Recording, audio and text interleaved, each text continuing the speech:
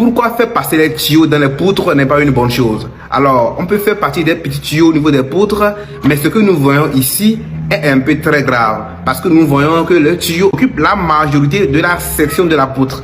Vous devez savoir qu'en génie civil, les dimensions ou bien les sections des éléments porteurs ne se déterminent pas au hasard. Ça se détermine à base des calculs, tout d'abord à base du prédimensionnement, en fonction de la longueur de la poutre et en fonction des charges qui sont appliquées.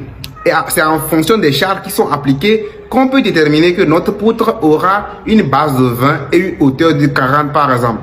Alors, si d'après les charges, on décide d'avoir une base de 20, c'est un exemple, et une hauteur de 40, et que vous mettez assez de tuyaux dans les poutres, ça veut dire que vous empruntez ou vous occupez l'espace que prendra le béton pour résister face aux charges. Que la section de la poutre n'est pas suffisante, la structure risque d'être endommagée. Donc la prochaine fois